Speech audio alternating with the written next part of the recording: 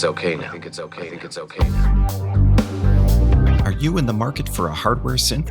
Well, in this video, I'm going to compare a dozen of the top manufacturers' latest and greatest modules.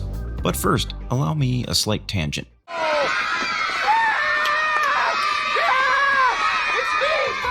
If you live in Michigan, you probably know about this place called Bronner's.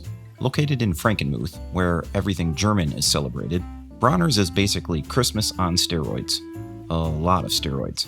In essence, it's one giant mall dedicated to the holiday of Christmas. Giant is actually a slight understatement because it will easily take you an hour or more to go through the entire store if you are gift shopping. At Bronner's, you can gorge yourself on every Christmas card, ornament, piece of garland, or string of lights ever made for the holiday.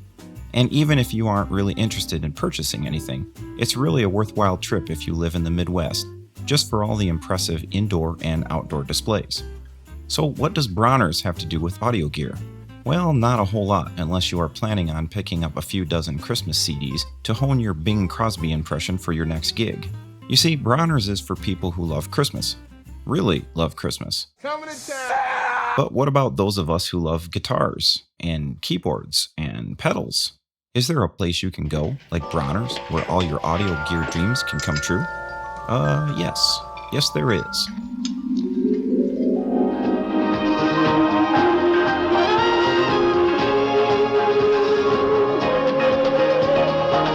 Going to Sweetwater is an experience. The word giant is also an understatement here. They have a cafeteria, a rather large cafeteria, a performance area. Heck, you can even get your hair cut. If I lived near Fort Wayne, I probably wouldn't have a YouTube channel because I'd be spending all my time here. I mean, you could literally spend a month playing in just their pedal department. Guitar is my main instrument, and even though I've been to Sweetwater once before, I've barely even looked in the two guitar rooms. For this trip, I was in the market for something else. Microphones, headphones, and of course, synths. In this video, I'm going to go over a dozen synths and give you my hot take on each, as I was able to spend a fair amount of time on many of them at Sweetwater and a couple of guitar centers along the way. For starters, there are two synths that I really would like to try, except I have not been able to find a demo unit anywhere, and that is the PWM Malevolent and the Modal Cobalt 8X. For under $1,000, the Cobalt should be at the top of your list if you're a first-time synth buyer, or just looking for an excellent digital instrument and or controller. I've heard from several YouTubers that the keybed is way above the price range for this instrument, and frankly the thing is absolutely gorgeous to look at, and it sounds really smooth in every video I've seen. On the opposite side of the spectrum is the Malevolent. It's got mini keys. I hear that they aren't so great, but for $600 you get a semi-modular analog, very analog, beast of a synth. Really, if you want to own both a digital and analog synth, this could be a deadly combo, and you would have an excellent sound spectrum. So PWM and Modal, if you are up for a product demo, I am available. The Moog 1 holds a prominent spot at Sweetwater. It's one of the first things you see when you walk into the keyboard room, mainly because it is widely considered to be the current king of the analog synth market. I would say it deserves that title. It is one of the best sounding Moogs out there. I only played it for about 5 minutes because I don't have 8K sitting around.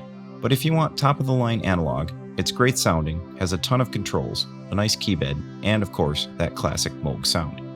For price-to-sound comparison though, I would say that I really like the subsequent 37.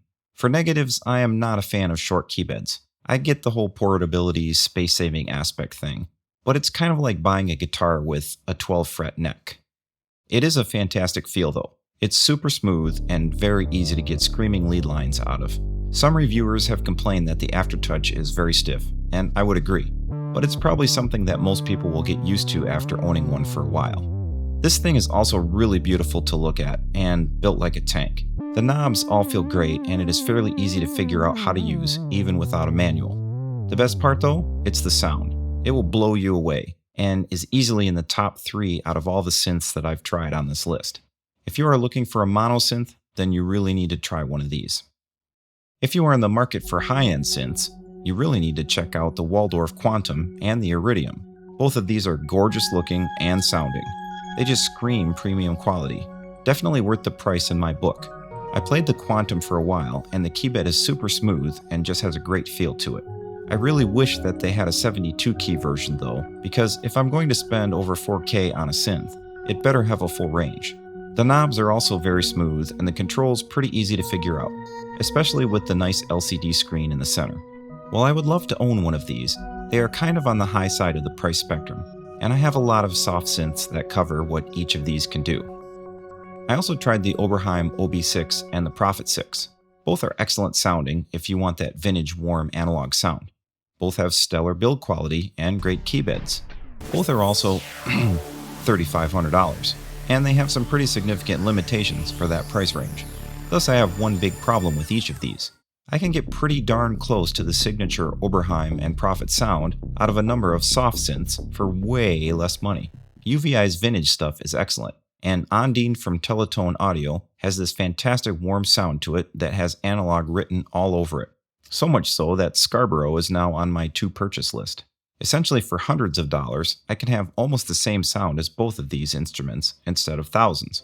But if you are looking for that classic sound and have the cash, you just can't beat owning one of these. If you have $4,000 to spend, you might also want to look at the Nord Stage 3. In the past, I never really looked at Nords because they are expensive and red, but the sound and playability of the Stage 3 is excellent. Nord really has a way of making you feel connected to the instrument when you play, through some superb effects, envelope filtering, and a combination of great keybed action coupled with excellent velocity curves. There is a reason that some of the greats, like this guy, and a long list of others, swear by Nords. The sound and connection to the instrument are top of the line. I do have a number of issues with the Stage 3, however. One is the crazy placement of the pitch bend and mod wheel. They both look and feel weird, and you have to reach a fair amount to use them. Not ideal. Also, there is a learning curve as the layout of the controls is a little different and takes some getting used to. Roland has a number of great instruments. I wanted to try the System 8, but did not have time. I've played the RD2000 quite a bit in the past at different stores, and it's a great instrument at a great price. The new Phantom series is also excellent, and if my Korg Triton self-destructs someday, I might just replace it with a Phantom 7. I did play the Jupiter X and would like to spend more time with it. It's very colorful and inviting, and the keybed does feel nice. It has that great classic Roland sound that really should be a staple in any synth arsenal. Rolands, however, always seem to end up as either number 2 or number 3 on my purchase list, which is a shame because I would love to own one someday. Above the Jupiter was the beast I have really been wanting to try out, the Hydrasynth Deluxe. 72 keys of polyphonic aftertouch and a ribbon controller for under $2,000.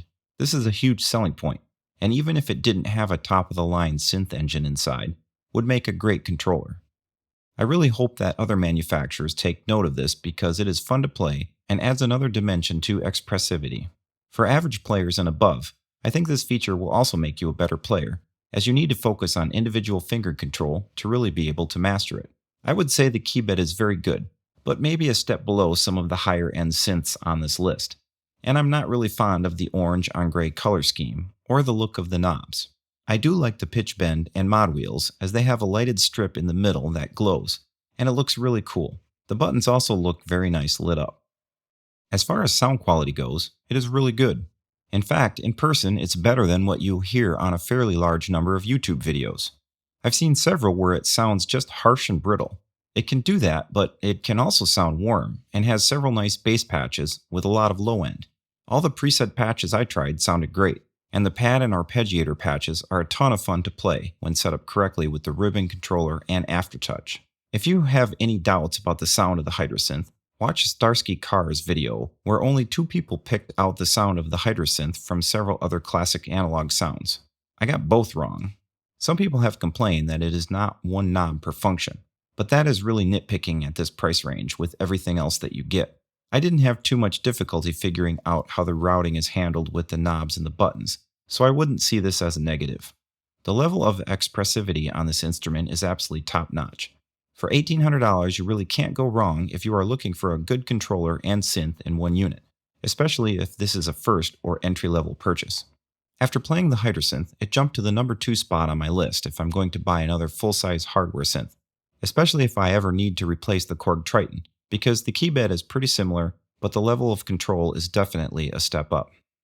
There was one more instrument that I was really interested in trying, and that is the Arturia Polybrute. I've seen quite a few videos of the Polybrute, but had yet to see one in person, and I have to say my level of interest for this synth has grown over the past 6 months. I mean, Cameron's got one, Jordan's got one, the Midlife Synthesist has one. That means it's good, right? Well, maybe. 2 negatives for me right off the bat are 61 keys. Come on, synth manufacturers. High-end keybeds should be 72 keys. And the 6 voices. Coming from soft synths on the PC where I can have over 200 voices no problem, 6 seems pretty lackluster. I also felt that the keybed quality was just a touch below the keybed on the Hydrasynth. Again, come on manufacturers, the keybed is the primary interface. If your instrument is over $2,500, it should be premium. Finally, one other somewhat minor quirk is the location of the main volume knob in the upper right corner. This is just poor placement for live use because you have to reach pretty far and over several controls. There is a reason the volume knob on a guitar is where it is, and that is so you can play and adjust the volume at the same time. Every other synth I've owned has the knob in the lower left where it is easy to reach. It is the intuitive, and I would argue, best location, so I'm not sure why Arturia thought that they should change things. For the look of this instrument, I would also say that the color scheme is okay. Well, above average. I think it looks better than the Hydrasynth, but not as good as the Prophet or the Quantum or even the Roland. I like the wood sides, but I wish this had more of a classic black on black color scheme. Now, that's a few key negatives for a $2,700 instrument, especially if I'm comparing it to the Hydrasynth at almost $1,000 less. So what then did I like about the Polybrute? Pretty much everything else. When I sat down to play it, a bunch of things jumped out at me right away. The first was the sound. It's just excellent. A step above the Hydrasynth for sure. I've heard a number of people complain that it doesn't sound as good as the Prophet or the Oberheim, and if you are looking for that classic analog tone, then yes, it does not quite live up to those other instruments, which, by the way, are almost $1,000 more. The Poly has its own flavor, and I really like it. Plus, the level of flexibility and sound sculpting capabilities you get are head and shoulders above pretty much any other hardware synthesizer on the planet, with the exception of the Hydrasynth. This brings me to my second point, and that is the expressivity of this beast. The combination of the ribbon controller, the Morphe, the dual aftertouch, and I don't even know how many knobs, make this thing a dream as both a controller and also for live use. Within a few minutes of sitting down, I was able to figure out a majority of the controls and was pretty much sculpting sound right away. So what about the difference between the dual aftertouch on the Arturia and the full polyphonic aftertouch on the Hydra? Well, actually, I like both. While the Hydra gives you full control, the limitations of the Polybrute are actually more useful in a number of situations and a bit easier to control. And if I want to increase expressivity, the Morphe combined with the aftertouch is a game changer. If I never buy a Polybrute, I would definitely buy a Morphe because it is absolutely a blast to use. While I was at Sweetwater, I kept going back and forth between the Hydrasynth and the Polybrute, as those had both risen to the top 2 spots of the synths that I could afford. I found that not only did I spend more time on the Arturia, quite a bit more time, I wanted to spend more time there. This surprised me because I'm pretty frugal and the Hydrasynth is almost $1,000 less, and it has a larger and slightly better keybed. The Polybrute, though, it just kind of sucks you in. It's similar to the Nords in that there is just a connectivity there that is tough to explain. Part of this is the immediacy of being able to sculpt sound on the fly without hardly even thinking about it. It's like the Brute becomes a natural extension of you. As Jordan describes in his review video, time just seems to stand still when you are at it, and life melts into the background. And if you're a synth manufacturer, that really is the ultimate testament of a great instrument. So will I be buying the Polybrute? I'm still wringing my hands trying to decide if I want to plunk down the cash for this beast. If I do though, you'll know pretty quickly after I get one. Which synth are you interested in? Did any of my hot takes and ramblings help you decide which is the best keyboard for you? Let me know in the comments. And be sure to hit that like and subscribe because I've got something kinda cool set up once I hit the 1,000 subscriber mark. Go make some great music and we will see you on the other side of the mountain.